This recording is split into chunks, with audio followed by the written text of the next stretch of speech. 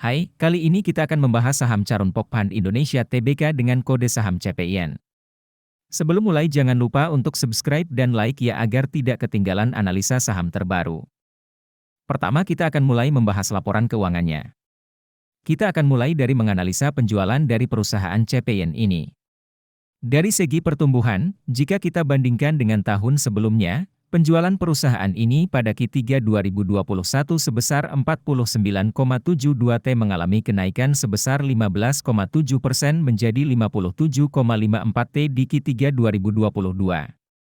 Ini merupakan tanda yang baik, apalagi jika perusahaan dapat mempertahankan kenaikan revenue atau penjualannya. Pertumbuhan penjualan tahun ini sebesar 15,7% mengalami percepatan pertumbuhan jika dibandingkan rata-rata 3 tahunannya yang sebesar minus 0,5% per tahun. Konsistensi pertumbuhan pendapatan hanya 0,1% sehingga sulit untuk memprediksi pertumbuhan di tahun selanjutnya. Setelah membahas revenue atau penjualan perusahaan CPIN ini, kita akan lanjut membahas net profit atau laba bersihnya. Jika kita bandingkan dengan tahun sebelumnya, laba bersih atau net profit perusahaan ini pada Q3 2021 sebesar 4,27 T mengalami penurunan sebesar minus 3,21% menjadi 4,13 T di Q3 2022. Padahal revenue perusahaan ini masih dapat naik tetapi laba bersihnya mengalami penurunan. Hal ini bisa disebabkan oleh net profit margin yang turun. Pertumbuhan laba bersih tahun ini sebesar minus 3,2% mengalami perlambatan pertumbuhan jika dibandingkan rata-rata 3 tahunannya yang sebesar 4,2% per tahun. Konsistensi pertumbuhan laba bersih hanya 13,5% sehingga sulit untuk memprediksi pertumbuhan di tahun selanjutnya. Lalu kita akan menganalisa margin profitabilitas dari perusahaan CPIN. Pertama, untuk GPM perusahaan ini mengalami penurunan, jika kita bandingkan dengan tahun sebelumnya 17,9% turun menjadi 15,8%. Penurunan GPM menandakan perusahaan tidak dapat mempertahankan biaya pokok penjualan atau COGS-nya. Lanjut ke NPM atau Net Profit Margin. NPM perusahaan ini mengalami penurunan, pada tahun lalu sebesar 8,6% turun menjadi 7,2%, penurunan NPM bukanlah hal yang baik.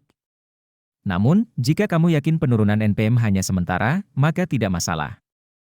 Sekarang kita akan membahas rasio terpenting yaitu Return on Equity.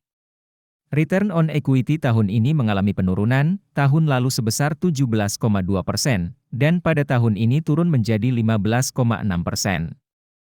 Return on equity dari perusahaan CPIN ini sebesar 15,6% dan memiliki hutang yang rendah.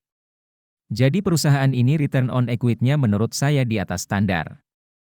Sekarang kita akan beralih menganalisa kesehatan perusahaan yang banyak mengambil data dari neraca keuangan atau balance sheet.